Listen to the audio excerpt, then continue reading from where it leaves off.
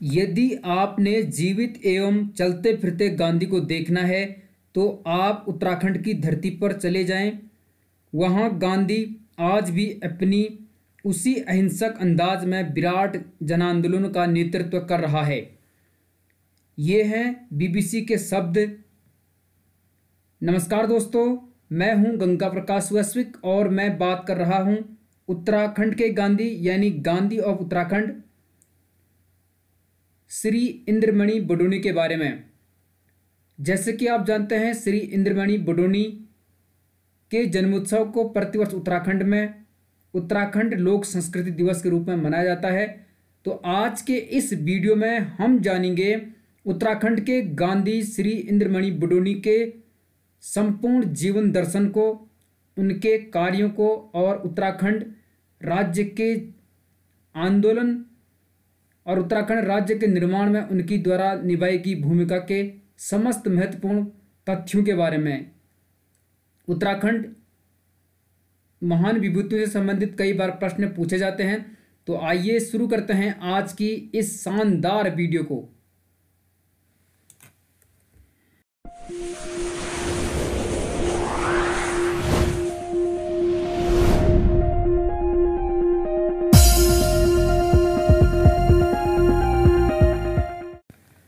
जैसे कि आपको स्क्रीन पर दिखाई दे रहा है, इंद्रमणि बडोनी उत्तराखंड के गांधी, यह एक प्रखर सामाजिक कार्यकर्ता थे।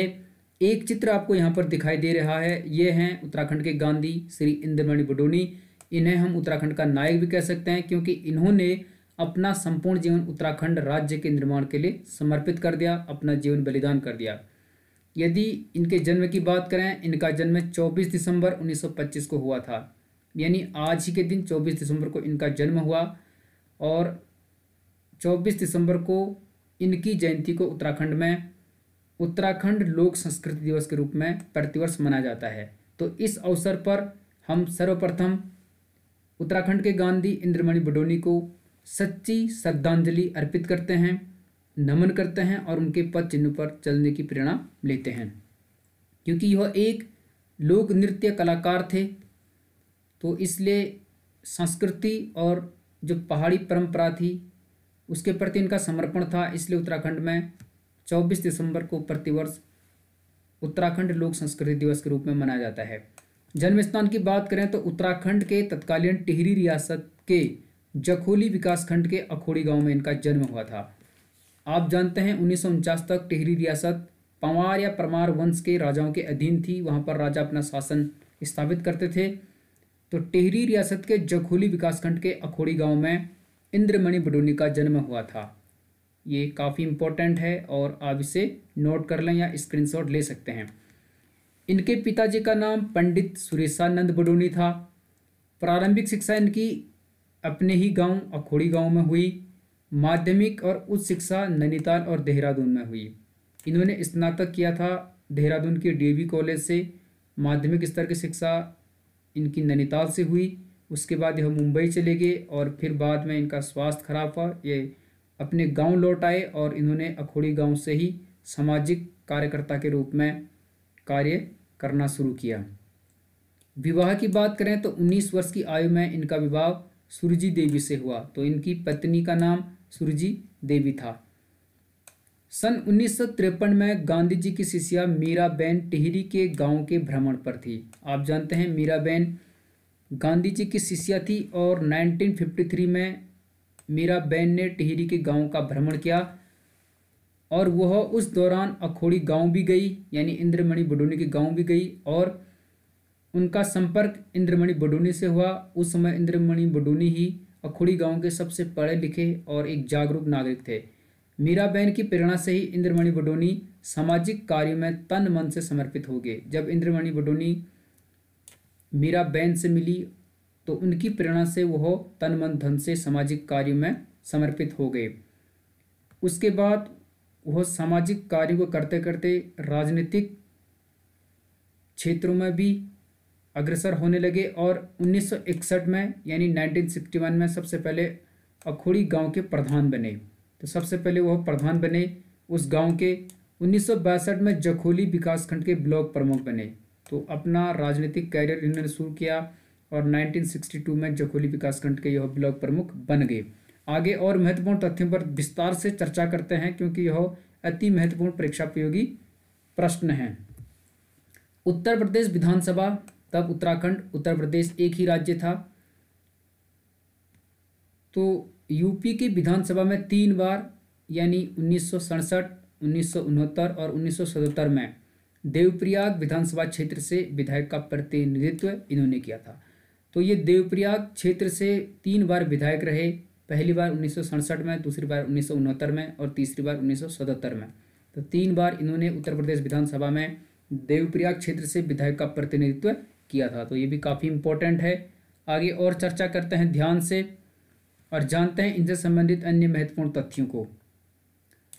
1977 यानी 1977 में विधानसभा चुनाव में निर्दलीय चुनाव लड़ते हुए उन्होंने कांग्रेस और जनता पार्टी प्रत्याशियों की जमानतें जब्त करवाई। तो इन्होंने निर्दलीय चुनाव लड़ा 1977 में देवप्रयाग विधानसभा क्षेत्र से और ये जीत गए। इन्होंने उस समय कांग्रेस और जनता पार्टी की प्रत्याशियों की जमानतें जब्त करवाई। 1980 में उत्तर प्रदेश पर्वतीय विकास परिषद के वे उपाध्यक्ष रहे। तो पर्वत के विकास के लिए यानी पर्वतीय भूभाग के विकास के लिए एक पर्वतीय विकास परिषद बनाई गई थी। 1980 में वह इसके उपाध्यक्ष रहे। आगे और जानते हैं इनके बारे में, बारीक से जानेंगे, सब कुछ इसमें मैं लाया हूँ आपके लिए। उन्होंने सड़क, शिक्षा, स्वास्थ्य, बिजली और पेयजल योजनाओं पर बोलते हुए व्यक्ति के विकास पर भी जोर दिया।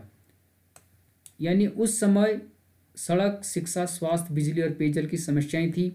इन योजनाओं पर बोलते हुए इन्होंने व्यक्ति के विकास पर ध्यान केंद्रित करवाया। आज भी आप यदि उत्तराखंड में देखें तो इनके सपने साकार नहीं हो पाए हैं। आज भी उत्तराखंड के पहाड़ी जनपद में सड़क, शिक्षा, स्वास्थ्य, बिजली, पेयजल और व्यक्ति के विकास से संबंधित तमाम प्रकार की समस्याएं ज्यों की त्यों बनी हुई हैं।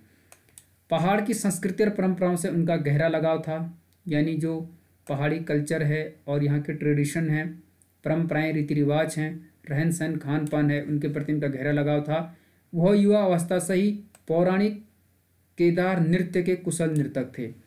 तो एक पौराणिक केदार नृत्य होता है, उसके यह नर्तक थे। इसीलिए पहाड़ी संस्कृति और परंपराओं के प्रति इनके लगाव को देखते हुए प्रतिवर्ष इनके जन्म दिवस को उत्तराखंड में उत्तराखंड लोक संस्कृति दिवस के रूप में सेलिब्रेट किया जाता है।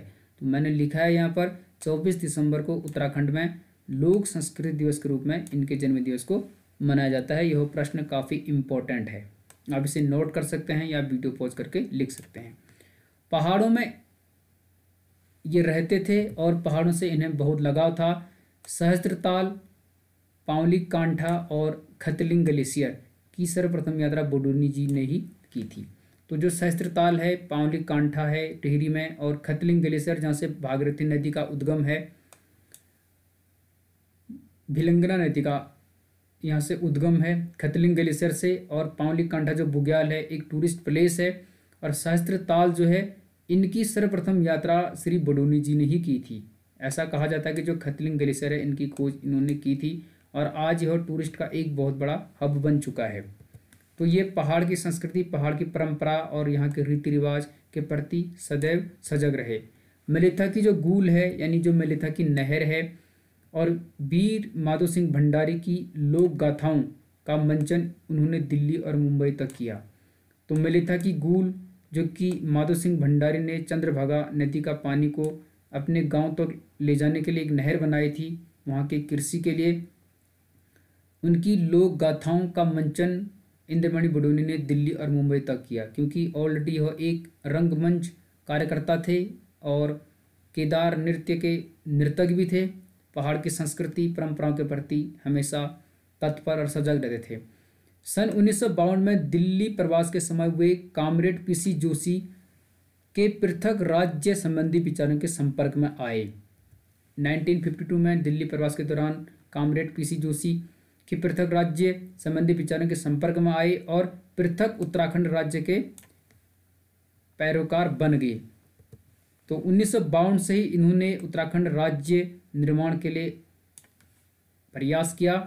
और 1977 में यानी 1977 में बडोनी जी के नेतृत्व में उत्तराखंड राज्य परिषद का गठन हुआ। काफ़ी इंपॉर्टेंट प्रश्न है। उत्तराखंड राज्य परिषद का गठन 1977 में श्री बडोनी जी के नेतृत्व में किया गया। 1979 में यानी 1979 में राज्य प्राप्ति आंदोलन को व्यवस्थित रूप देने हेतु उत्तराखंड क्रांति दल, जिसे यूकेडी यानी उत्तराखंड क्रांति दल या युक्रांत कहा जाता है, का गठन किया गया। तो उत्तराखंड क्रांति दल ने उत्तराखंड राज्य निर्माण में महत्वपूर्ण भूमिका निभाई। 1979 में राज्य प्राप्ति आंदोलन को विस्तृत रूप देने के उद्देश्य से इसका गठन किया गया। ये भी काफ़ी इंपॉर्टेंट प्रश्न है और इन्होंने इसका नेतृत्व किया और काफ़ी अच्छी भूमिका इन्होंने इसमें निभाई। वन अधिनियम के विरोध में उन्होंने आंदोलन का नेतृत्व किया और पेड़ों के कारण रुके विकास कार्यों को खुद पेड़ काटकर हरी झंडी दी। इस आंदोलन में हजारों लोगों पर वर्षों तक मुकदमे चलते रहे।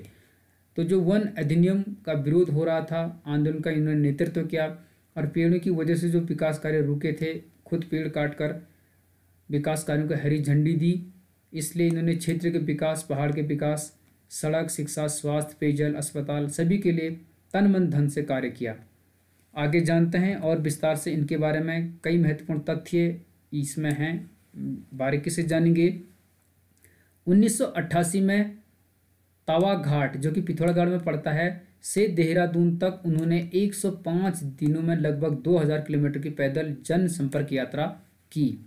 इस यात्रा में उन्होंने 2000 से ज़्यादा गांव और शहरों में को छुआ, यानी इतने गांवों गए और पृथक राज्य की अवधारणा को घर घर तक पहुंचा दिया। काफ़ी इंपॉर्टेंट है। 1988 में तवा घाट, जो कि पिथौरागढ़ में पड़ता है, वहां से देहरादून तक 105 दिनों में लगभग 2000 किलोमीटर की पैदल जनसंपर्क यात्रा की और लगभग 2000 गांव और शहरों को छुआ तथा एक पृथक पहाड़ी राज्य की अवधारणा को घर घर तक इन्होंने पहुंचा दिया। पहाड़ी लोगों को जागरूक किया कि पृथक राज्य आंदोलन के लिए सभी लोग मिलकर संघर्ष करें। अत्यंत सादगी भरा जीवन, काफ़ी सादगी भरा जीवन था। गांधीवादी अहिंसात्मक संदेश और निरंतर पद यात्राओं के कारण वह उत्तराखंड के गांधी कहलाने लगे। तो जैसे गांधी जी का योगदान भारत देश में था, अत्यंत सादगी भरा जीवन था, गांधीवादी अहिंसक थे यह, और इसी वजह से इन्हें उत्तराखंड का गांधी कहा जाने लगा। 1989 यानी 1989 में उक्रांत कार्यकर्ताओं के आग्रह पर उन्होंने सांसद का चुनाव लड़ा। दुर्भाग्यवश 10,000 से कम वोटों से चुनाव हार गए। तो उत्तराखंड क्रांति दल के कार्यकर्ताओं के अनुरोध पर 1989 में चुनाव लड़े और दुर्भाग्य से वह चुनाव हार गए।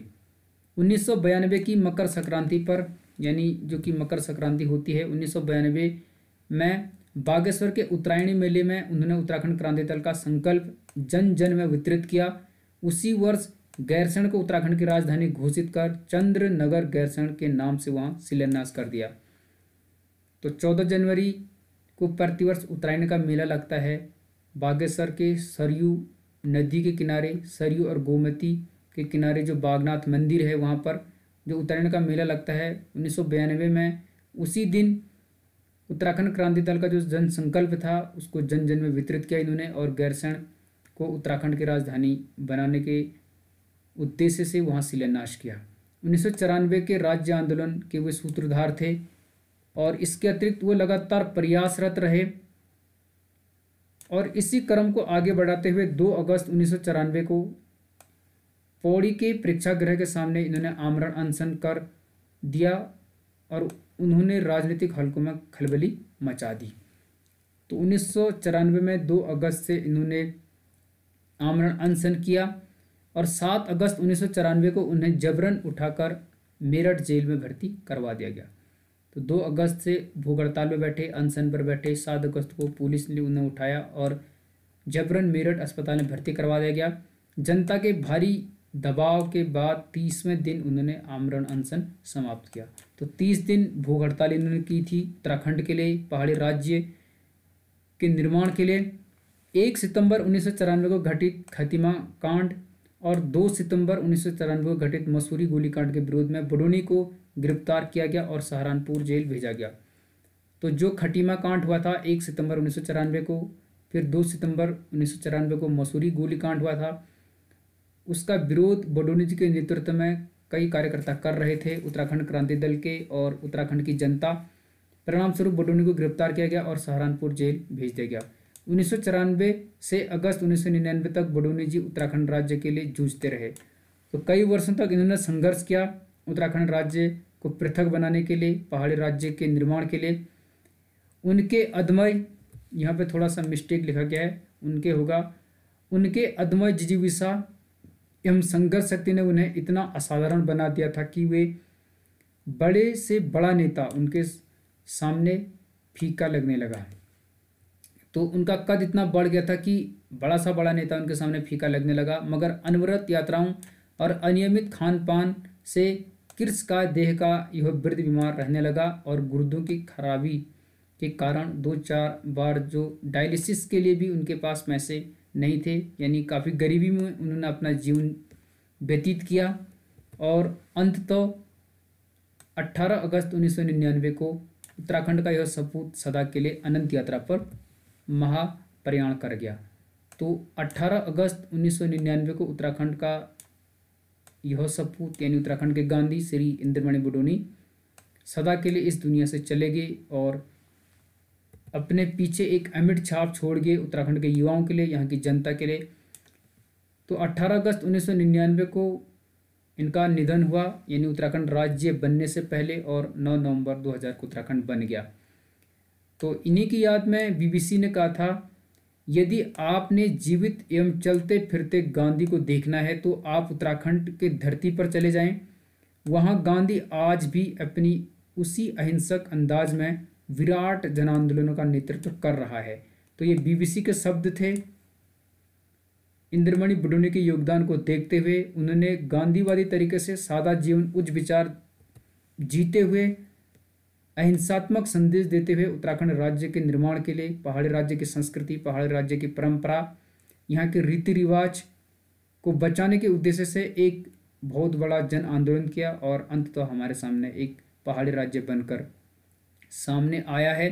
लेकिन 20-21 वर्ष होने के उपरांत भी हमारे राज्य की स्थिति ज्यों की त्यों बनी हुई है। आज भी हम शिक्षा, स्वास्थ्य, सड़क, बिजली, संचार, पेयजल और ना जाने तमाम प्रकार के मूलभूत आवश्यकताओं के लिए तड़पते हैं। चाहे रोजगार हो, बेरोजगारी दर बढ़ रही है राज्य में, तो सभी युवाओं का कर्तव्य होता है और होना चाहिए कि हम उत्तराखंड राज्य के लिए अपने तन मन धन से अपना योगदान दें और इस राज्य को विकास की उच्च सीमा तक पहुंचाने में अपना आजीवन समर्पण करें। मिलते हैं अगली वीडियो में। बने रहिए गंगा प्रकाश वैश्विक के साथ। आपका बहुत बहुत धन्यवाद। Thank you so much. All the best.